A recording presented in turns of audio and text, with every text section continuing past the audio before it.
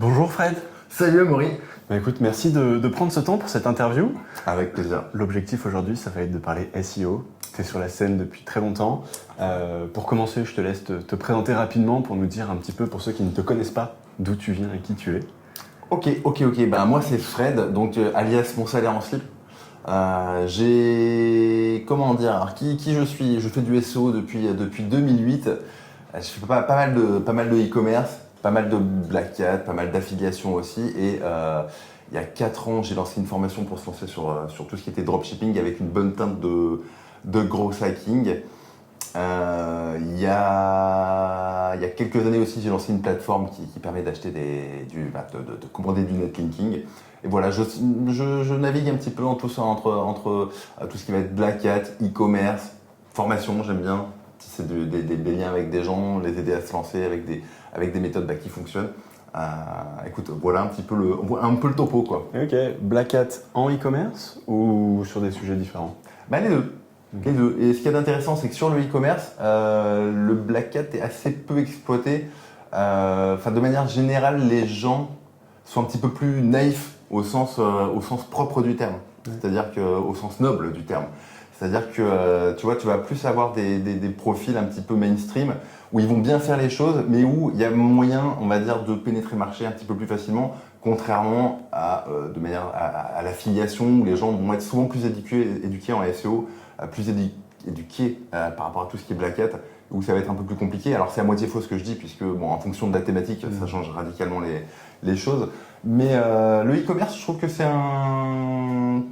quand tu es très éduqué en SEO, c'est un moyen assez facile de pénétrer les marchés parce que tu as énormément de niches, parce que les marges, c'est toi qui les manipules et c'est quelque chose d'à peu près stable. C'est un petit peu moins qui coulole que l'affiliation, même si l'affiliation fonctionne très très bien. Je trouve que c'est un bon moyen pour un débutant de faire de l'argent et ou quand tu es expérimenté de stabiliser. Okay. Ouais, d'un côté, en e-commerce, le cœur de métier, ça va être de vendre des produits. Ouais. Et de l'autre côté, sur de l'affiliation SEO, le cœur de métier, ça va être de faire du SEO. Donc tu te bases sur des gens qui sont plus expérimentés en affiliation potentiellement, alors que sur e-commerce, c'est toujours une question de niche. Et donc, il vaut mieux être le meilleur de ta niche, ça va être plus facile, quoi. Ouais, complètement. Et c'est un petit peu moins, sujet aux fluctuances de l'algorithme. Le e-commerce va avoir tendance à un peu mieux tenir que les sites d'affiliation qui des fois se font dégager en masse, à juste titre la plupart du temps. Ouais, puis c'est même quand même assez bien valorisé là. Dernièrement, complètement. L'e-commerce a plutôt le vent en poupe chez Google. Complètement. Ils l'aiment bien quoi. Ouais. Et comment tu t'es lancé justement dans le SEO? Comment t'es devenu mon salaire en slip quoi? Comment? Alors en fait, ça remonte malheureux tout ça. Mais en gros, j'ai lancé une première boutique. J'ai commencé le SEO par une boutique en ligne où maintenant je peux le dire, je vendais des kombucha. Okay. Des kombucha que je fabriquais moi-même dans mon petit studio avec ma femme à l'époque, donc c'était en 2008, un truc de dingue. Donc c'est des champignons en fait, qui sont tout à fait licites. Et j'ai commencé avec cette boutique en ligne là, en faisant vraiment quelque chose de over white hat, en me basant sur les conseils de Olivier Andrieux. J'allais aussi sur le forum WebRank Info. Et donc je me suis passionné pour le SEO au travers de cette boutique en ligne là, en essayant de faire les choses le mieux possible pour avoir le plus de résultats possible. Ce qui a vraiment tout déclenché, en fait, c'est con, c'est la première vente. Le site était en place, je me suis découragé, j'ai monté le truc, le truc était bien fait, j'avais les produits, et puis en cours de route, comme souvent, si tu veux, je me suis dit, ça va jamais marcher, laissons tomber, quoi. Et j'ai un mec qui par accident, c'est un bon accident. En fait, qu'il allait acheter. Il voulait acheter le con, mais il arrêtait pas de cliquer, et donc je recevais des messages d'erreur de la part de PayPal, comme quoi le système de paiement en fait était merdique, ça marchait pas. Okay. Et quand c'est arrivé, je me suis dit putain, mais il y a vraiment un mec qui est en train de commander. Et de là, j'ai résolu ce problème de paiement et ça a tout déclenché. C'est-à-dire j'ai compris que oui, ok, je pouvais faire de l'argent avec mon e-commerce. Et de là, en fait, après, si tu veux, j'ai persisté sur le SEO ou White Hat, après, voilà, les bonnes guidelines de Google. Et j'ai aussi essayé d'être un petit peu plus malin que les autres, notamment, du coup, je vais te faire mon parcours un peu plus compliqué, un peu plus complet. Mais après, je suis parti avec Paul Sanchez, qui pour le coup, vraiment a changé ma vision des choses, notamment sur la partie Black Hat, qui en 2010 était encore vraiment un champ de ruines. Tu pouvais faire énormément de choses. Donc Paul Sanchez, pour le coup, m'a beaucoup éveillé sur tout ce qui était Black Hat. Après Paul Sanchez, je suis parti sur ce qui était Mutuel. Et de là, j'ai eu une belle réussite, puisque à l'époque, alors ça va parler à ceux qui sont dans des thématiques concurrentielles, mais j'ai réussi à être premier sur le mot-clé Mutuel au singulier. Tu vois, j'aime bien le préciser, parce que à l'époque, c'était très différent, le mutuel pluriel au singulier. Et tout ça avec du spam blog comment. Donc c'était rigolo, parce que finalement, j'étais sur une niche qui rapportait pas mal d'argent. Et j'ai fait monter ce site premier avec zéro moyen, quoi. Okay. Et à l'époque, pour les anciens, j'utilisais Six Submitter. Je ne suis pas sûr que tu aies connu ça. Non, ça me dit rien. Mais quand tu parles de spam block comment, c'était des backlinks vers ton site et c'était ton site qui était premier, ou est-ce que c'était justement un peu comme le parasite qu'on voit maintenant où tu avais mis un blog comment sur un site avec autorité? Non, c'était pas du tout du parasite SEO. À l'époque, tu n'avais pas besoin finalement d'aller d'exploiter des sites d'autorité pour avoir du trafic comme ça, etc. Enfin, finalement, c'est assez nouveau, tu vois, d'aller essayer de parasiter des gens qui ont de l'autorité. Non, là, c'était vraiment full backlink sur des blogs qui laissaient ouverts leurs commentaires avec des liens en dofollow. Et vraiment, à l'époque, tu pouvais faire des dingueries parce que des sites en dofollow, des blogs, t'en avais beaucoup, il y avait moins de modération. C'était assez incroyable parce que tu appuyais sur un bouton, tu prenais 10 positions dans les 2-3 jours, quoi. Okay. Ah, ça, c'était la folie. Et tu pouvais faire monter n'importe quoi. Une fois que tu es arrivé premier sur Mutuel, tu as les listes, tu vois, de spots qui sont ouverts et tu appuyais sur un bouton, tu pouvais faire monter n'importe quel site vraiment très très bien positionné sur Google. Donc ça, c'était intéressant. Et il n'y avait pas autant de considération de la part de Google sur le on-site. Tu pouvais avoir un site de merde, on s'entend à peu près, qui répondait à peu près, tu vois, à l'intention de l'utilisateur, t'envoyais la sauce, tu faisais des dingueries, quoi. Donc ça, c'était vraiment une belle époque qui a été un petit peu ternie en 2012 avec Penguin. Ça m'a pas empêché un an ou deux après de repartir sur tout ce qui était assurance auto-moto. À nouveau, en étant un petit peu plus malin, tu pouvais faire des dingueries quand même en automatisant pas mal. Tout ça m'a un petit peu saoulé ensuite. Je te fais le parcours complet, je suis désolé. Complètement, mais c'était la question. Ouais. Tout ça après, ça m'a un petit peu saoulé parce qu'il y avait des hauts et des bas. Du coup, je me suis réinvesti sur tout ce qui était e-commerce. Et là, à nouveau, c'était la fête parce qu'avec des méthodes Black Hat, finalement, tu pouvais faire des dingueries. Et surtout, tu avais la maîtrise sur tes marges. Et ça, c'est vraiment important parce que sur les mutuelles, par exemple, à l'époque, je crois qu'un lead te rapportait, si je dis pas de bêtises, 5 €. En e-commerce, tu fais une vente, tu vois, je veux dire, 5 €, tu fais pas 5 € de marge quand tu fais un produit en e-com. Donc, tu étais sur des marges beaucoup plus confortables. Tu peux faire 50, 100 €, 150 sur des ventes. Donc, je me suis réinvesti sur le e-commerce. À nouveau, j'en ai fait beaucoup. Ça m'a un peu saoulé. Je suis parti sur la formation. Et là, de nouveau, tu vois, un élan de fraîcheur, apprendre aux gens comment faire. Ça a été sympa et c'était assez facile de se distinguer des autres personnes qui faisaient des formations à ce moment-là parce que la plupart étaient sur Facebook Ads ou sur du SEO, mais très white hat. Du SEO un petit peu comme tu vois, à la Jean-Jacques. Et du coup, c'était très facile d'apporter beaucoup de valeur ajoutée aux gens pour qu'ils aient des résultats vraiment, tu vois, un petit peu comme ce que je faisais. Donc j'ai fait ça et après, fort d'une communauté solide et conséquente, j'ai fait de la vente de liens essentiellement à ma communauté pour les aider à porter leur e-commerce sur Google. Voilà, je pense qu'on a fait à peu près le tour. Honnêtement, il y a eu des petites margoulades, mais peut-être qu'on en parlera après, entre-temps, où vraiment j'ai fait des trucs sympas, mais en gros, voilà, si on peut résumer. Et donc là, maintenant, concrètement, c'est tes sites e-commerce et ta plateforme de vente de liens.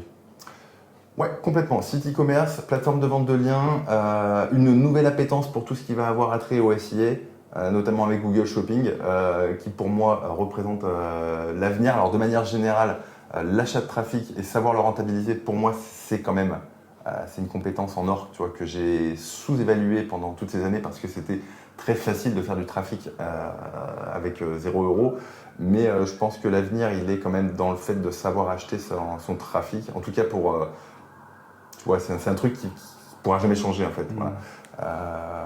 Donc toujours SEO, e-commerce, vente de backlink et un nouveau chemin avec le SEO. Ok. Et du coup, sur la partie justement e-commerce, qui va peut-être être la plus proche du SEO en tant qu'activité plutôt que la vente de liens, où justement là c'est du support à d'autres gens qui le font. Ouais. Est-ce que tu es plutôt dans la création de nouvelles boutiques, dans l'entretien de boutiques que tu as actuellement? Je suis plutôt sur l'entretien de boutiques qui existent, qui sont historiques. Et si je lance un nouveau e-commerce, je vais avoir une approche différente, plutôt avec une approche comment dire, être capable d'acheter son trafic et de le rentabiliser. Okay. Donc c'est un petit peu différent malgré tout. Je fais des sites qui sont toujours SEO friendly, mais qui vont être, tu vois, qui vont avoir une dimension marketing qui permet derrière d'être capable d'acheter son trafic. Est-ce que tu es OK qu'on aille justement sur la partie qu'est-ce que tu fais en premier quand tu lances une nouvelle boutique et quelles sont les étapes en fait que tu mets en place pour justement créer une boutique SEO friendly et éventuellement sur la partie SEA, mais ouais. Ouais, bon, après simple, hein, finalement, avec Google Shopping, enfin si on reste sur Google Shopping, et Facebook c'est un petit peu différent. Si tu veux avoir un site bien optimisé Google Shopping, c'est con, mais en fait il suffit qu'il soit bien optimisé SEO. Là où ça va changer un petit peu les choses, c'est sur tout ce qui va être, tu vois, marketing. C'est-à-dire que la page d'un SEO, même y compris la page d'un SEO qui fait du e-commerce, pour aller à un bon 70% des gens qui se lancent, la page va être un petit peu rudimentaire. Va pas avoir un beau taux de conversion, ils vont pas penser au panier moyen, ils vont pas penser à la rétention. Donc ça va être plutôt, si tu veux, sur cet aspect-là où je vais apporter un focus particulier. Donc ça veut dire expérience utilisateur et bien réfléchir ton business model pour augmenter tes marges. Quoi, complètement. Et ça, pour le coup, c'est sécurisant, pour moi, c'est l'avenir. Et c'est aussi avoir la maîtrise sur, si tu veux, sur le fait de, quoi qu'il arrive, demain tu te fais péter en deux par Google, tu as toujours la capacité finalement d'aller acheter ton trafic. Quelle que soit la source en définitive, après c'est des modalités un petit peu différentes. Tu vois, sur Facebook Ads, on va plutôt être sur du coup de cœur. Sur Google Shopping, on va plutôt être sur de l'intention. Mais à partir du moment où en fait finalement ton site convertit, si tu arrives à aller choper les bons internautes, tu arriveras toujours à tirer ton épingle du jeu. Ça, là où un SEO va se dire je veux avoir mes internautes gratuitement sur Google, ouais. En fait là un bon businessman c'est je veux aller chercher l'audience qui est intéressée par mon produit. Quoi. Complètement. Que ce soit en payant, en organique, réseaux sociaux. Et ça change tout. Et pour mettre un petit peu ouvert les œillères, tu vois, depuis quelques années, finalement des gens qui sont vraiment des pins en SEO, mais qui gagnent beaucoup d'argent avec le SEA, y compris sur Google Shopping en définitive, c'est juste qu'ils ont fait les choses bien, l'architecture est ok, les balises titles sont ok. Il y a beaucoup de gens qui sortent, qui tirent vraiment leur épingle du jeu, qui font des beaux revenus. Parce que contrairement au SEO, le SIA est plus scalable. Alors Google Shopping c'est à moitié vrai puisque tu te bases quand même sur des mots-clés, mais de manière générale, si tu veux, si tu es, je sais pas, je prends un exemple bête, mais bon, si tu arrives à être rentable en SIA, rien ne t'empêche d'appuyer un petit peu sur l'accélérateur, tu vois, en achetant plus de trafic. Sur Google, c'est à moitié vrai aussi. Tu peux améliorer ton SEO, mais c'est plus incertain. Des fois, tu appuies sur le bouton pour améliorer ton SEO, puis ton SEO se pète la gueule. ça arrive, tu vois. Donc voilà un petit peu ma dynamique en ce moment. Ok. Et si tu devais nous dire quelle est la chose que tu fais en priorité sur le SEO justement d'une nouvelle boutique, comment tu fais pour qu'elle soit bien en SEO? Tu nous disais que justement c'était un des prérequis pour être sur Shopping. C'est quoi ton critère, ton cadre de référence sur je fais une bonne boutique SEO? C'est accepter de passer suffisamment de temps sur l'analyse et la structuration de ton site sur un Google Sheet avant de lancer quoi que ce soit. Un site bien structuré où tu vas avoir fait une bonne étude de mots-clés, franchement normalement c'est un site qui démarre plutôt bien. Surtout qu'actuellement, tu vois, je ne vais pas donner de pourcentage parce que ce serait dire de la merde, mais tu as énormément, les e-commerce font l'essentiel de leur trafic sur les catégories. Donc tu vois, ça a vraiment un lien avec l'architecture, très peu sur les produits en définitive. Donc tu vas plutôt avoir une approche à 100% catégorie en fonction des volumes de recherche que tu veux trouver sur un SEMrush ou quoi. Et après les produits, en fait, finalement, c'est vraiment de l'ordre du détail. Les produits, c'est ce qui va te rapporter de l'argent parce que c'est eux qui vont convertir. Mais ce qui va te faire te positionner, en vérité, c'est les catégories. Ouais, ça. Les catégories, tu vas les mettre sur des mots-clés ciblés alors que les produits sont sur de la longue traîne et du coup, complètement. En complément, tu as moins de volume sur la longue traîne. Ouais. Il y a quelques années, si tu veux, tu pouvais faire beaucoup de trafic sur des produits. C'est vachement moins vrai maintenant. Les catégories ont vraiment pris le relais. Et si tu tapes n'importe quelle requête, je sais pas, rouge à lèvres rouge par exemple, tu vas avoir essentiellement des catégories qui se positionnent. Il y a quelques années à nouveau, rouge à lèvres rouge, tu pouvais ranker avec une fiche produit. Je dis pas que c'est impossible. Je dis juste que l'intention utilisateur est mieux comprise par Google Et du coup, ça change un petit peu la typologie des SERP. D'où l'importance de comprendre l'intention de l'utilisateur. Quand il tape un rouge à lèvres rouge, c'est à peu près évident qu'en fait, il veut un listing de rouge à lèvres rouge.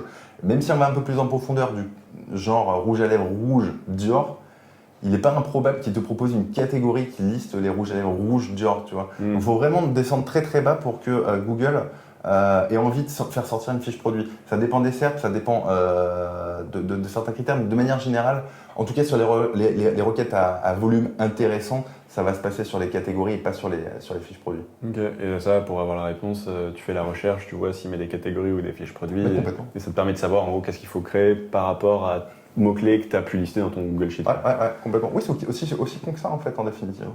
Voilà. Et donc là, tu as fait ta bonne recherche de mots-clés, tu as une liste de pages que tu vas devoir créer, dire si elles sont des catégories ou des pages produits. Ouais. Qu'est-ce que tu fais après?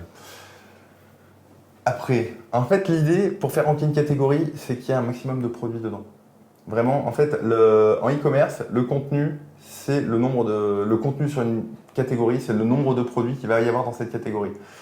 Donc, c'est important d'aller sourcer. Pour les gens qui font du dropshipping à la chinoise, c'est-à-dire qu'ils vont se sourcer chez AliExpress, c'est vrai que ça offre énormément de possibilités parce que sur AliExpress, tu arrives à te sourcer facilement et avoir des énormes catalogues. Donc ces gens-là ont un énorme avantage par rapport aux gens qui vont faire du dropshipping de façon un petit peu plus locale. Avec du stock. Ouais. Donc l'idée, c'est vraiment d'aller sourcer un maximum de produits pour nourrir le plus possible ces catégories, l'idéal étant d'en avoir un petit peu plus que ton concurrent qui est bien positionné. Juste ça. De produits ou de catégories? De produits dans une catégorie. Exactement. Okay. Une fois que tu as fait ça, après, ça reste après, tu balances ton site, tu vois comment il se positionne sur Google. A priori, il devrait se positionner tu vois, de manière tout à fait normale, mais certainement pas suffisante. Et après, tu rentres dans un schéma très standard où tu vas aller faire, du netlinking, tout simplement. Ok. Voilà. D'où la cohérence avec une plateforme de vente de liens. Parce que, exactement. Oui, ça c'est un petit peu le talon d'Achille de la plupart des gens qui font du e-commerce, c'est qu'ils passent beaucoup de temps sur leur site et ensuite ils oublient toute la partie off-site qui, malgré tout, y compris en 2024, reste indispensable. Même si elle peut être pondérée, tu vois, maintenant avec l'apport de trafic, on voit des tas d'anomalies de gens qui font un e-commerce avec zéro backlink, mais qui font du SIA et qui vont se positionner de manière complètement anormale. En fait, ça s'explique par le fait qu'ils vont faire du trafic. Donc ça fonctionne. Toujours est-il que, encore faut-il arriver à être rentable avec son trafic. C'est ça. Voilà. Avec du backlink, tu assures une espèce de stabilité à ton site internet. Voilà, donc il faut du backlink, c'est important pour tout un tas de raisons, pour le positionnement, pour le crawl, pour le renforcement sémantique, enfin voilà. Ouais, et puis même si tu arrives à faire que de l'acquisition payante, c'est dommage de délaisser une acquisition organique qui peut en fait compléter et booster un petit peu ta rentabilité globale parce que ça va te coûter un petit peu d'argent de mettre des liens. Ouais. Mais in fine, une fois que tu as tes liens, il faut les entretenir. Mais ça reste un vecteur d'acquisition et potentiellement même aller capitaliser ta SERP un peu plus, dominer ta SERP parce que si tu as un résultat payant, un résultat organique, tu as déjà avancé sur le chemin de dominer tes concurrents. Quoi. Et ce qui est rigolo, c'est que les gens qui font uniquement du payant sont souvent complètement nuls sur la partie SEO. Donc, du coup, toi, en tant que SEO, ça t'offre vraiment des opportunités pour aller un petit peu parasiter ça, y compris sur les marques, qui n'en sont pas vraiment en vérité, c'est juste des... c'est pas vraiment des marques, donc tu peux aller t'amuser à aller truster leur position assez facilement. Et inversement, des gens qui cartonnent en SEO, souvent ne font pas de SEA, et du coup, tu peux aller caler une fiche Google Shopping et puis aller manger une part du gâteau, quoi. Donc, voilà. Mais les gens sont de plus en plus éduqués, enfin un certain nombre, et vont essayer de cumuler les deux, parce que de toute façon, c'est idiot de ne pas le faire, et Google Shopping, encore une fois, se marie très très bien avec... si tu as bien fait le taf en SEO, en vérité, tu as fait 80% du taf sur Google Shopping, quoi. Sur la partie pertinence pour Google, pas sur la partie conversion par contre. Ok. Voilà. Et du coup, si on revient juste avant de passer sur la conversion, sur la partie donc, fiche produit, parce qu'on a vu les catégories, il faut plein de fiches produits. Comment tu fais ton contenu de fiche produit? Alors les fiches produits, c'est plus trop la peine de se prendre la tête. Un bon prompt peut faire le job. Un bon prompt sur ChatGPT peut faire le job. Bien sûr, essayer de faire en sorte qu'il n'y ait pas de cannibalisation à outrance, enfin, tu vois, je veux dire, de ressemblance trop importante entre chacune des fiches produits. Mais étant donné que ce n'est pas les fiches produits à proprement parler qui vont ranker, tu peux faire quelque chose d'assez sommaire. Donc je ne passerai pas trop de temps sur une fiche produit, sur la partie copywriting, enfin textuelle, là, en 2024. Sauf une fois que, enfin, si vous vous intéressez davantage à la conversion, là oui, ça peut être intéressant. Tu vois, si tu constates, je sais pas, je dis une bêtise, que tu as 3% de conversion sur ta fiche produit, c'est idiot de ne pas retourner dessus pour l'améliorer, mais c'est pas à des fins de SEO, c'est à des fins de conversion. Mais sinon, en gros, non, la fiche produit, c'est pas compliqué. Hein. Pour qu'elle valorise un maximum la catégorie qui, elle, va se positionner, en gros, tu prends le nom de la catégorie plus la spécificité. Dans l'exemple de tout à l'heure, tu as une catégorie rouge à lèvres, ton produit, ça va être rouge à lèvres Dior plus XL, par exemple. L'autre produit, ça va être rouge à lèvres Dior bleu, ce qui est un peu con puisque c'est un rouge à lèvres. Mais tu comprends l'idée. Il faut vraiment chercher à aller blinder de fiches produits la catégorie, pas trop passer de temps sur les fiches produits par contre. Carrément. Et est-ce que tu vois une différence de type d'e-commerce entre potentiellement des gens qui vont faire plutôt du dropshipping, qui peuvent avoir cette quantité de produits, et des e-commerce où là on va avoir plutôt ces types de produits? Parce que pour donner un exemple, là j'ai une cliente sur Serpentix qui a un e-commerce, qui a optimisé ses fiches produits, qui a réussi à les positionner top 3 pour la majorité de ses best-sellers. Elle a vraiment travaillé ses contenus de fiches produits et ses fiches produits rankent. Peut-être qu'il y a moins de quantité de produits. Est-ce qu'il y a différents types de e-commerce avec des stratégies différentes, ou est-ce que la stratégie de tes pages catégories doivent être blindées? Après, si tu veux la réponse, elle est vite répondue. C'est que, en fait, tu regardes la SERP, souvent c'est des catégories au début et une fiche produit qui va arriver. En fait, Google va essayer d'apporter de la granularité. Ce que je vais essayer de faire comprendre, c'est que si tu es sur une fiche produit et que sur la SERP, la première fiche produit arrive 5e, en vérité, tu es en train de te battre pour le top 5, pour la 5e position. Tu n'es pas en train de te battre pour le top, pour la position 1, 2, 3, 4 qui vont être des catégories. Là, dans ton cas de figure, si tu veux, tu me parles de top 3, ça arrive bien sûr, hein. Mais si Google cherche à faire ressortir une catégorie, il faut faire ressortir une catégorie. Si tu n'as pas la possibilité de sourcer plus de produits, c'est un problème. C'est un problème qui peut... c'est malgré tout un problème, hein, tu vois. Tu peux arriver à faire des choses, mais malgré tout, si tu veux, si le top 4 est trusté par des catégories, pour moi, il faut ranker avec une catégorie. Ok. Et est-ce que tu mets du contenu sur une catégorie ou c'est vraiment juste un listing de produits? Alors en fait, le contenu, pour moi, il n'y a pas besoin de contenu. Mais le contenu, quand tu le rajoutes sur ta catégorie, est fait pour combler les lacunes ou le manque de produits que tu peux avoir, effectivement. Ça peut combler le nombre de produits que tu peux avoir, mais de façon assez partielle. Par contre, ça peut venir aller boucher les petits trous, tu vois, de mots-clés qu'il n'y a pas dans tes encres de produits. Donc c'est une bonne pratique. En gros, tu prends ta catégorie, tu regardes sur quoi elle est ressortie sur la Search Console, ou tu prends Serpentix, et tu vas caler tous ces mots-clés-là qui ont été tapés par les internautes et qui ne sont pas présents dans ton contenu, et qui ne peuvent pas être présents dans des encres de produits, et puis tu vas enrichir ton truc comme ça. Ça fonctionne, mais si tu veux, c'est une sorte de rustine, mais qui fonctionne bien, qui vient combler tes lacunes sur tes encres. Donc en gros, quoi qu'il arrive, tu dis qu'il faut quand même faire un travail d'optimisation sémantique. Soit il intervient sur les produits que tu as bien structurés pour justement intégrer les mots-clés importants pour Google dans ta catégorie directement dans les angles de tes produits. Et si tu n'as pas ça, et donc tu es un petit peu en défaut des bonnes expressions que Google va attendre pour te positionner, là tu crées du contenu pour justement aller combler ça, quoi. Exactement. Ok. Au même titre que tu peux aller combler ça avec des encres de sites externes, du linking entrant, avec des encres qui vont venir rattraper le fait que tu n'aies pas couvert la sémantique, mais c'est plus cher. Oui, tu payes chaque lien, alors que là, le contenu, ça prend un peu de temps, ça prend un peu d'argent si tu le délègues. Mais on a donc un site qui est plutôt pas mal en e-commerce. Tu parlais de conversion.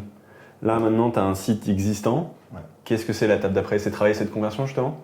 Travailler cette conversion, donc ça, c'est très important. On peut s'inspirer des gens qui font du Facebook Ads parce qu'ils le font très bien, parce que un, ils payent leur trafic, deux, ils dérangent les gens dans le sens où les gens n'ont pas tapé une requête spécifique pour aller acheter leurs produits et du coup c'est des conversions qui sont plus difficiles à acheter. Donc mon conseil par rapport à ça, finalement, c'est d'aller regarder ce que font les gens qui gagnent leur vie avec Facebook Ads. C'est très très instructif.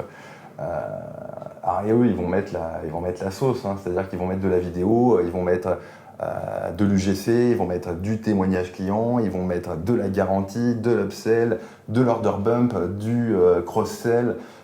Ils vont te mettre, tu vois, je veux dire, tout ce qui fait qu'à un moment donné, quand tu achètes ton trafic, tu vas aller gratter ce fameux pourcent qui te permet de devenir rentable. 1% en conversion e-commerce, c'est énorme.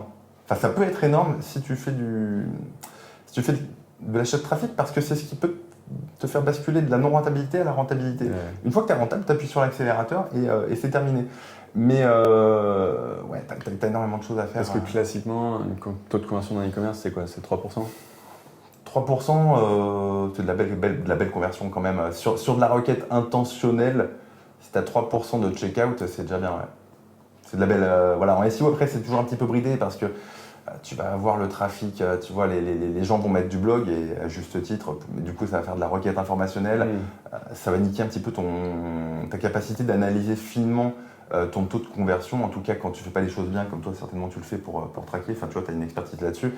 Mais sur de la requête intentionnelle, où en gros le mec tape acheter rouge à lèvres, il tombe sur ta fiche produit, une belle fiche produit fait 3% d'achat et fait plus d'ajouts au panier. Enfin, tu vois, je veux dire, ça va dépendre où tu cales ta conversion, mais 3%, ouais, c'est de la belle conversion sur une belle requête. Ouais, donc plus 1%, si tu étais à 2, ça fait quand même 50% d'augmentation de ta conversion, ça fait des vraies variations d'interaction des gens significatives, quoi. Ah, c'est énorme. Et surtout, tu le sens. Alors, quand tu es en SEO, finalement, oui, en fait, c'est juste con de ne pas le faire parce que fondamentalement, tu perds de l'argent. Et quand tu fais du SEA, ça peut changer absolument tout. Oui, complètement. Est-ce que du coup, donc, tu nous disais qu'une fois que tu as ton SEO, tu es bien pour avoir la cohérence pour du shopping. Oui. Là, on a parlé du coup de travailler ta conversion avec différents éléments que tu as donnés. Est-ce que sur shopping, il y a quelque chose d'autre à faire? Sur shopping, en vérité, l'essentiel de ton optimisation, elle se fait sur la balise title. Donc l'important, c'est d'avoir des balises title explicites et pas trop qui coulolent, tu vois. Je veux dire, pas rajouter trop de mots-clés parasites dans tes titles, ce qu'on peut s'amuser à faire en SEO, ce qu'il faut éviter de faire en Google Shopping, parce que sinon, ce con de shopping, il va te faire ressortir sur des trucs un petit peu cons. Je te donne un exemple. Rouge à lèvres, paillettes or. Google Shopping, s'il n'arrive pas à dépenser ton budget, il va être capable de te faire ressortir sur le mot-clé or. Tu vois, ce qui n'a que très peu de sens. Donc faut regarder ce qui est tapé, faut regarder ce qui est tapé en SEO, et que ce soit, et du coup, mécaniquement sur Google Shopping, ça va être suffisamment tapé pour que Google puisse aller te positionner sur de la requête qui est suffisamment volumétrique pour éviter qu'il parte en couille de tous les sens. Ouais, ça. Quoi qu'il arrive, Google, il veut dépenser ton budget, il veut qu'il finisse en dividende, donc il trouvera une façon de dépenser, quoi. Ouais, complètement. Après, il faut faire un petit peu attention, mais malgré tout, pour celui qui fait du SEO, le SIA sur Google Shopping, normalement, tu as quand même beaucoup de cartes en main, et ce qui va manquer à la plupart des gens, c'est cette compétence à convertir les gens, quoi. Enfin, les internautes. Tu as le droit de faire plus qu'une seule chose sur ton SEO, ça serait quoi?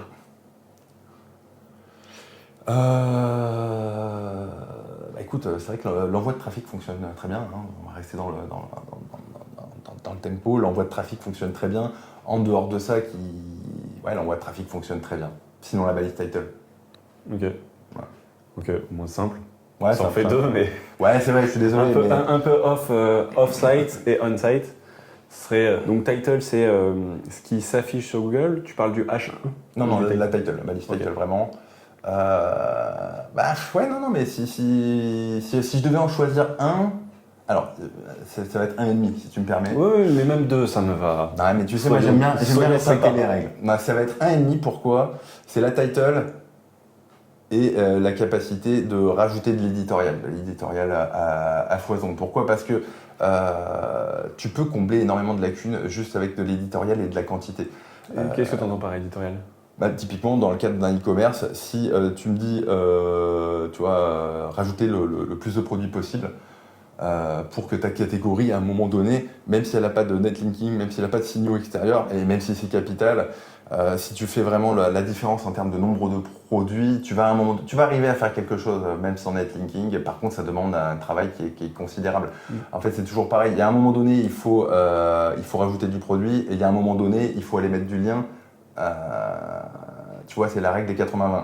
Les 80, au début, c'est de rajouter du produit. Ensuite, c'est d'aller mettre du lien. Ouais. Une fois que tu as rajouté, je sais pas moi, 100 produits et que tu as fait le travail mieux que tout le monde, bon, bah, fondamentalement, ça sert à rien d'aller en rajouter 150. Il vaut mieux aller rajouter quelques backlinks. Par contre, si tu as 20 produits et que le concurrent il en a 50, rajouter du backlink, c'est pas le bon moment. Ouais, complètement. En fait, je pense que les backlinks, pour qu'ils aient un maximum d'effet et que ça te coûte le moins cher possible, il faut que ton on-site soit le mieux possible. Voilà, pour revenir par rapport à ta cliente qui est limitée en quantité de produits à mettre sur son catalogue, voilà, les backlinks, c'est vrai que c'est une solution. C'est une solution, mais qui fondamentalement est plus coûteuse que si elle avait pu rajouter d'autres produits. Quoi, ouais, ça, mais je pense que ça a toujours l'équilibre de. C'est cette question, c'est souvent très dépendant de là où tu en es sur l'avancée de ton site, de ton e-commerce. Parce que effectivement, tu vas avoir la seule chose que tu dois faire à un moment donné, elle est différente. Ouais. Et dans son cas, elle n'avait pas énormément de produits, enfin elle en a quand même un certain nombre. Ouais. Mais son quick win, c'était d'aller vraiment chouchouter son contenu et travailler ses liens. Mais en fait, en ayant justement ce que tu disais, ça manquait de produits, elle a fait des super belles descriptions qui donnent envie à la fois justement d'avoir qui donnent toutes les informations et qui donnent envie d'acheter. Et elle a compensé comme ça. Et ça, sur globalement tous ses best-sellers, elle est passée 50e à première. Ok. Elle a vraiment fait. Sur des mots-clés quand même qui sont, on va dire, plutôt de l'ordre de la longue traîne. Plutôt genre cosmétique, très short terme, avec des beaux concurrents en face, quoi. Ok. Mais sur rouge, ok.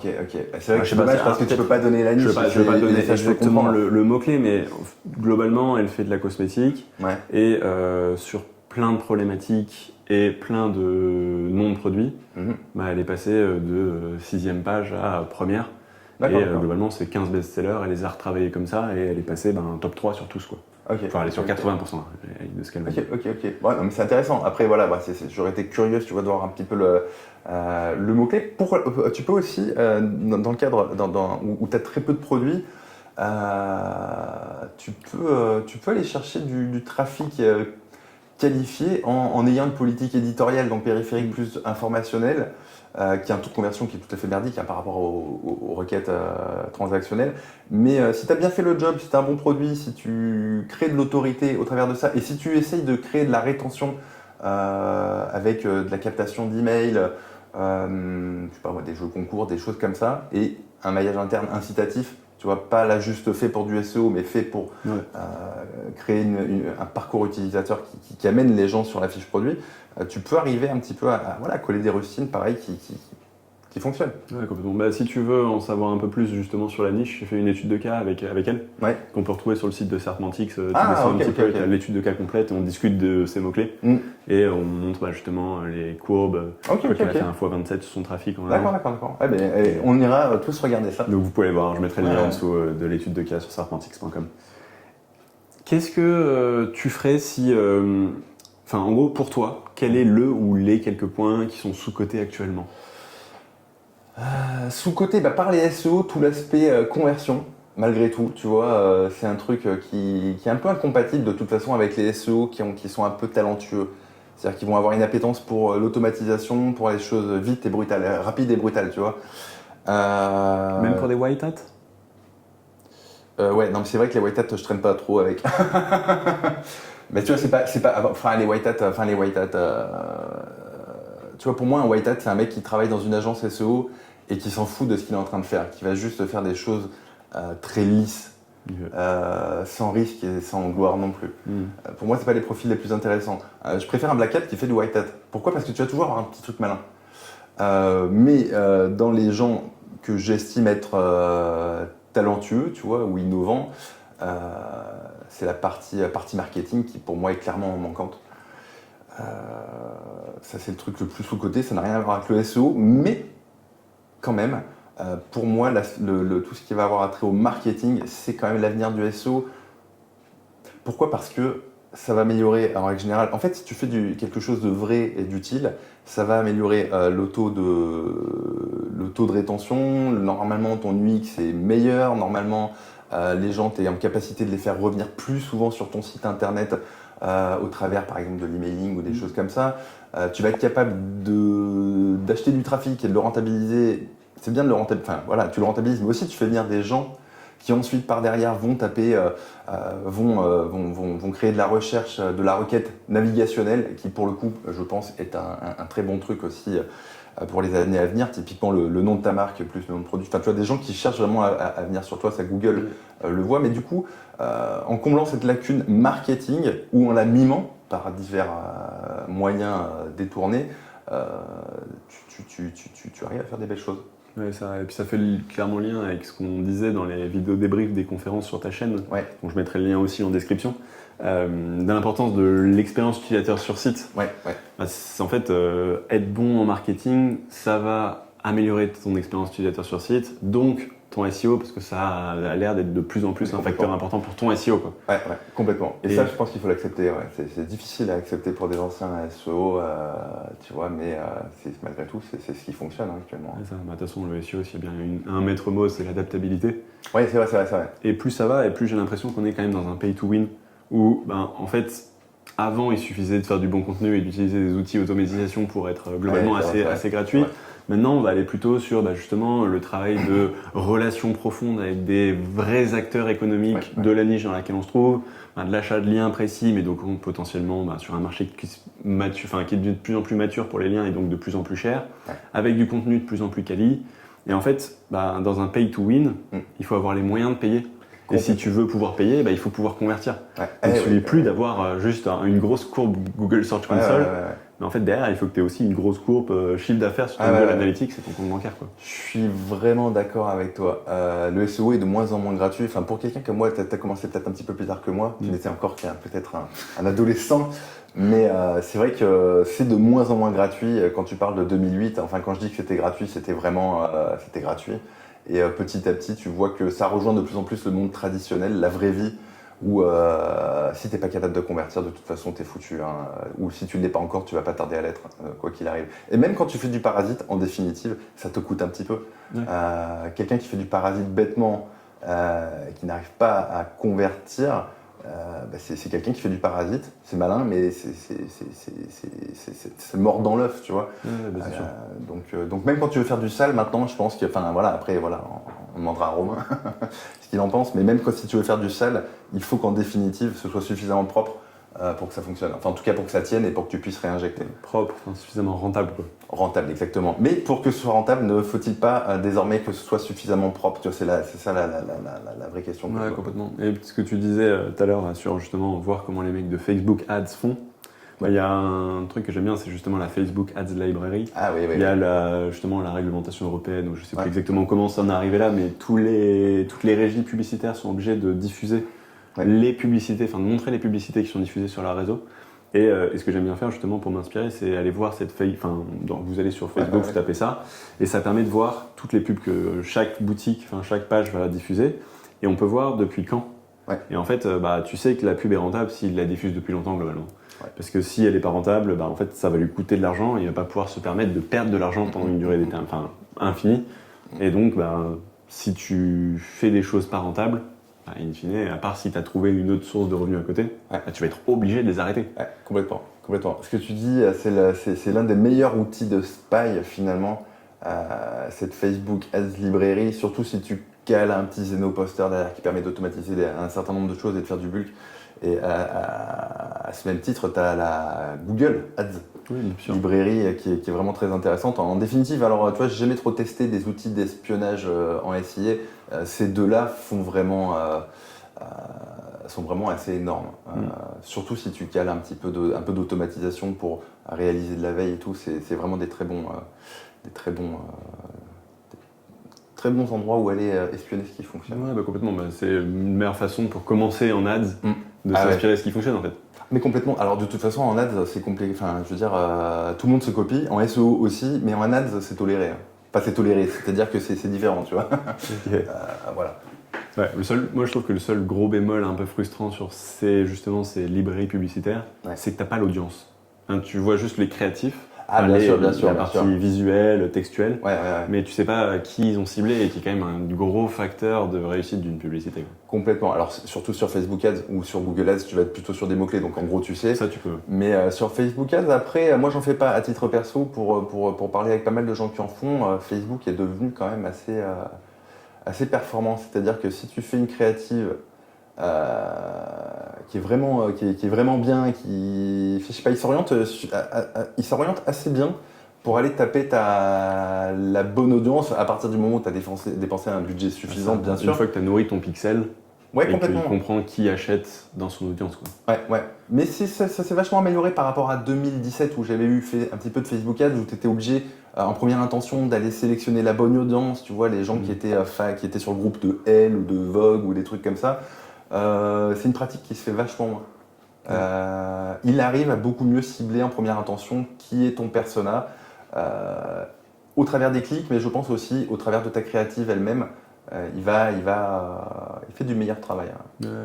Ah, si, je pourrais recommander en fonction de la vélocité de lancement que tu veux avoir, si potentiellement tu as un site e-commerce SEO qui a justement un peu de volume à la fois en trafic et en conversion, mettre tes pixels justement, donc les outils de suivi de toutes les régies publicitaires, nourrir ces pixels, et une fois que ce pixel est nourri, du coup, si tu te lances en ads, le démarrage sera beaucoup plus agréable parce que tu pourras cibler directement les bonnes personnes. Quoi. Ouais, t'as absolument raison. C'est un truc que assez peu de SEO font, en tout cas ceux qui viennent pur jus, tu vois, ceux qui commencent par le e-commerce le font un petit peu plus.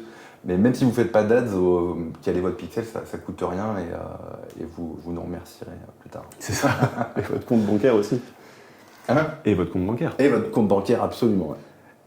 Et l'inverse, du coup, est-ce que tu as un ou des points surcotés ? Des points surcotés Ouais, peut-être le DA sur SEMrush. Qui est un peu le domaine autorité. Le domaine autorité parce que fondamentalement ça te permet d'identifier des bons liens mais qui vont coûter aussi très cher et alors que fondamentalement t'as pas forcément en termes de rapport qualité-prix c'est pas forcément le plus intéressant surtout pour un site qui démarre. Donc voilà, moi je suis d'ancienne école, je me base essentiellement sur Majestic. Et bizarrement, si tu veux, Majestic c'est de moins en moins utilisé par les gens qui ne sont pas SEO. Tu vois, à la base. C'est-à-dire que l'interface est quand même. Elle est un petit peu plus austère, je suis d'accord. Mais après, il faut dire un autre truc aussi. SEMrush s'est beaucoup démocratisé depuis que tu peux l'avoir en go buy. Et du coup, ce DA là, pour le coup, forcément, est pas forcément un indicateur qui va te faire aller acheter des backlinks qui vont avoir le plus d'effet et surtout qui vont avoir le meilleur rapport qualité-prix. Parce que si c'est un budget en illimité, en définitive, tu ne peux aller acheter que des pépites, il n'y a pas de problème. Mais si tu es dans une démarche un petit peu de garagiste, on va pas se le cacher, ceux qui font du dropshipping et qui se lancent en e-com et que c'est leur première expérience, finalement, démarrent un peu avec des bouts de ficelle, ça peut être un piège d'aller chercher uniquement des backlinks qui vont avoir des grosses métriques. Qui ont des grosses métriques. Qui sont en tout cas sur SEMrush. Tu peux avoir des sites qui ont des très très bonnes métriques sur Majestic et qui vont être pétés en deux sur SEMrush parce que l'algorithme de SEMrush va être différent, ne va pas se baser uniquement sur le backlink, mais va plutôt se baser sur l'écosystème du backlink. Ce qui fait que tu ne peux avoir... un gros DA, c'est un site de très bonne qualité mais que tu vas payer aussi du coup très cher. Voilà. Moi, je suis resté sur. En fait, il faut un petit peu de tout. Il faut du lien low cost qui vont avoir du citation flow, du trust flow. Il faut avoir du lien qui va t'apporter de la sémantique. Il faut avoir du lien qui va t'apporter peut-être, tu vois, qui vont avoir un gros DA, c'est-à-dire qu'ils vont se positionner sur beaucoup de mots-clés, qui vont faire du trafic aussi, qui vont être pour le coup des vrais sites, mais du coup, c'est des liens que tu vas payer beaucoup plus cher. Il faut avoir un petit peu de tout. Moi, ce que je constate, ce qui fonctionne, si tu veux aller au rapport qualité-prix le mieux, il faut avoir un petit peu de tout. Et une fois que tu es positionné, une fois que tu as fait ton analyse de data, que ton site est suffisamment ancien, là, tu peux aller sniper des backlinks qui vont aller coûter un petit peu plus cher et où tu vas aller chercher du prestige, y compris aussi d'un point de vue marketing, puisque demain, tu vois, par exemple, aller chercher un lien sur CNews, si tu ne le mets pas en gros en avant sur ton site internet que tu as été cité par CNews, ce qui peut s'entendre, tu vois, c'est un vrai argument marketing.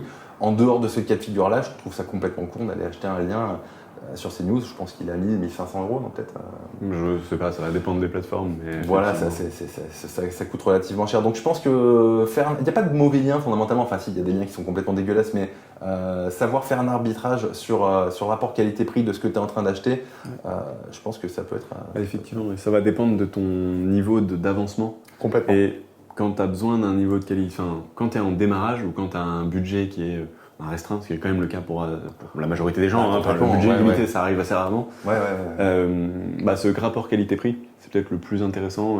Peut-être qu'en fait, il faut lister les liens qui peuvent t'intéresser et faire le ratio prix sur DA, en gros, combien va te coûter l'euro par DA supplémentaire, et essayer de trouver justement un compromis avec différents metrics et varier ton profil pour avoir quelque chose de naturel.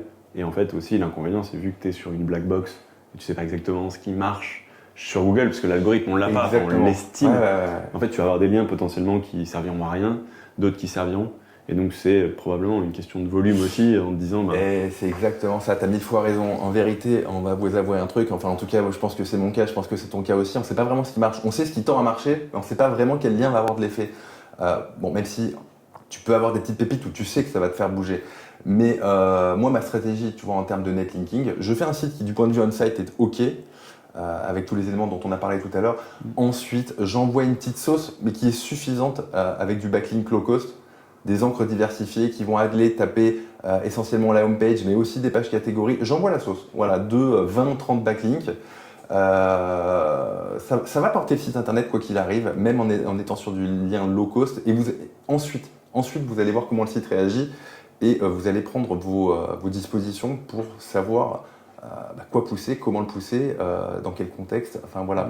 Mais il faut avoir de la data et c'est pas la peine d'aller taper tout de suite des backlinks qui coûtent une fortune parce que c'est complètement con et que si vous ne le faites pas suffisamment en quantité, de toute façon ça ne marchera pas. Je préfère avoir 10 liens issus de gros médias comme BFM, CNews et compagnie que 10 liens low cost. Mais c'est pas le même prix. Je veux dire, on fait peut-être un fois 100 quoi. Ouais, complètement. Et puis, moi, ce que je trouve le plus frustrant en SEO, c'est le problème d'attribution. Autant en ads, justement, les algos avec le bon analytics, le bon tracking, tu vas pouvoir savoir globalement quel parcours a fait l'utilisateur et qu'est-ce qui a converti, qu'est-ce qui t'a rapporté des sous. Autant en SEO, l'attribution de telle action a apporté tel résultat, c'est très compliqué parce que si tu veux vraiment le faire, ça veut dire qu'il va falloir ralentir énormément la cadence. Et encore, tu as des facteurs externes en te disant je vais faire un seul lien ce mois-ci et je vois ce qui se passe. Mais potentiellement, l'effet il est décalé de 3 mois. Enfin, en fait, tu n'as pas de visibilité sur le retardement de ton effet. Et si tu fais plusieurs actions, tu ne sais pas quelle action a quel impact. Donc on connaît les directions qui sont les bonnes directions. C'est ça. Mais dans la direction, quel pas va te permettre d'avancer vraiment ou pas? Ça, c'est vraiment. En plus, l'algo de Google, il est mis à jour super régulièrement en ce moment. Donc, tu as des sites qui se pètent la gueule, tu en as d'autres qui montent. En règle générale, ceux qui ont fait des choses correctement, qui ont été dans la bonne direction, ont plutôt avoir tendance à monter. Mais parfois, tu as aussi des sites qui descendent, tu sais pas exactement pourquoi. En vérité, voilà, on connaît la direction, mais on ne connaît pas la vérité. Tu vois, c'est un petit peu comme une religion finalement. Tu sais ce qu'il faut à peu près faire, mais tu sais pas si tu vas être l'élu à la fin de l'année, quoi. Question intéressante. Ouais, qu'on va pas développer, mais c'est vrai que finalement t'as pas mal de croyances quand même en SEO. De manière pragmatique, chacun met un petit peu sa sauce. Tout le monde a plus ou moins raison, parfois plus ou parfois moins. Mais en vérité, si vous faites les 80-20 sur le contenu, les 80-20 sur les backlinks, les 80-20 sur l'acquisition de trafic ou le push. Bon voilà, ça fonctionne. On ne sait pas exactement pourquoi, mais on sait que ça fonctionne. Enfin, je grossis, je caricature énormément. Par contre, en général, tu peux très bien dire pourquoi un site ne fonctionne pas du tout. Tu vois, inversement, tu peux citer les cancres de la classe sans difficulté, quoi. Et si tu te demandes qu'est-ce que je ne devrais pas faire, en fait, qu'est-ce que je dois faire, tu peux aussi prendre le problème à l'envers et te dire, ok, mais sur ce site-là, quels sont les énormes freins? Et en fait, tu lèves tes freins, complètement. tes principaux freins, complètement. Et du coup, derrière, tu mets ton site en meilleure réussite pour aller justement avoir toutes les chances de se positionner et d'aller jouer à la loterie de cette boîte magique noire qui va te positionner à un endroit donné. Et derrière, justement, enlever les freins au fur et à mesure et essayer de lancer des billes dans la bonne direction pour continuer à faire avancer ton site, quoi. Et tu as raison, lever les freins, parfois, c'est un peu bête ce que je vais dire, mais c'est parfois plus efficace que d'essayer d'accélérer la voiture. Typiquement, j'ai un client que j'ai accompagné en coaching. Le mec était 3e sur son mot-clé principal. Il avait une 404 dans son menu. Sur l'encre qu'il visait en priorité, il a réglé cette 404, il est passé premier en moins de 24 heures. Donc des fois c'est tout con. Enfin, en même temps, ça peut sembler un peu saugrenu de laisser une 404 dans son menu, mais parfois, tu vois, et pourtant on envoyait des liens, on essayait d'optimiser pas mal de choses. Mais le simple fait qu'il ait pris tu vois, le temps de régler ce truc et d'y croire, tu vois, on a à nouveau cette notion de croyance. Des fois les gens pensent qu'une petite merde pareille, t'es un petit peu grosse celle-là, peut avoir un impact. Oui, en fait, clairement, tu règles tes 404, tu checkes un petit peu quelles sont tes pages orphelines, tu améliores les pages qui font déjà du trafic. Tu vois, que des trucs de bon père de famille. En fait, en vérité, il n'y a pas de magie, quoi. Et la Search Console te donne énormément d'informations. À nouveau, est-ce que ce ne serait pas le meilleur outil en SEO, en complément de Serpentix, bien sûr? Évidemment. En fait, ce qui va te permettre d'avoir justement une visibilité dans le cœur du moteur. Et je pense qu'à ça, tu peux rajouter des outils, justement, par exemple, pour suivre tes encres dans ton maillage interne. Typiquement, j'ai rajouté un outil dans Serpentix qui va scraper ton site ou utiliser un scrap que tu as donné. Et il va essayer de trouver les encres qui sont cannibalisantes. Par exemple. Si tu dis à Google, en fait, pour mon mot-clé rouge à lèvres, je te pointe vers cette page, mais je te pointe aussi vers cette page et vers cette page. Mais il va positionner laquelle? Parce qu'il se dit, mais le mec qui a le site me dit que ces 3 pages sont pertinentes. Mais en fait, je suis paumé. Je vais essayer plutôt de faire confiance à un mec qui m'a aidé en me disant non, mais c'est vraiment cette page-là. Complètement. Ça, c'est un quick win énorme. Hein. C'est-à-dire que quand, en fait, il va essayer de positionner, ce con de Google va essayer de positionner tes 4 pages. Mais en fait, il va positionner les 4 relativement mal. Si tu l'aides à prendre cette décision, il va faire un bond en avant incroyable. Vous n'aurez plus qu'une seule page qui ressort, mais elle va vraiment popper beaucoup plus haut que les 4 réunis. D'ailleurs, on a un test qu'on ne montrera pas juste à l'écran ici, tu vois. Là, le mec est en train de passer de 12e à 4e juste parce que j'ai fait une redirection. J'ai évité la cannibalisation en fait, de 2 pages. Ça s'est fait via la redirection pour aller plus vite. En vérité, avec un bon maillage interne, ça aurait pu se faire aussi. C'est changer l'angle de toutes les pages, c'est un peu plus laborieux. Mais c'est toujours le ratio de ton frein, à quel point il est facile à résoudre. Enlever une 404 d'un menu, c'est assez simple. Enlever du no-index de page, c'est assez simple. Et en fait, c'est les choses où elles sont simples à faire, mais il faut juste s'en rendre compte et prendre le temps de se dire ok, est-ce que ça vaut le coup de l'enlever ou de changer ça? C'est pour ça que je parle aussi de croyance. C'est-à-dire que il faut s'en rendre compte, mais aussi il faut voir qu'il y a une couille dans le pâté, mais il faut aussi croire qu'effectivement ça peut changer quelque chose, tu vois. Et parfois les gens ont une petite flemme. Tu vois, ils vont préférer acheter 20 backlinks plutôt que de régler ce problème à la con. Parce que il y a ce manque de croyance. Je pense qu'il faut croire plus, les gars. Et tu vois, ça me fait penser à un client où justement on a commencé à acheter du lien avant de travailler sur le site. Et en fait, je pense que ta croyance, elle peut se mériter. D'un moment, si tu crois pas, peut-être qu'il faut d'abord voir des premiers signes. C'est pareil dans la religion, il y a un mec qui apparaît. Tu vois des premiers signes et du coup derrière c'est plus facile d'aller croire plus, d'aller croire plus loin. Et donc t'actionnes de petits résultats avec par exemple des choses faciles à faire avant de te dire ok, peut-être que ça a accéléré mes revenus, donc ça légitimise l'effort supplémentaire pour aller un peu plus loin. Donc on pourrait appeler cette stratégie la stratégie Saint Thomas.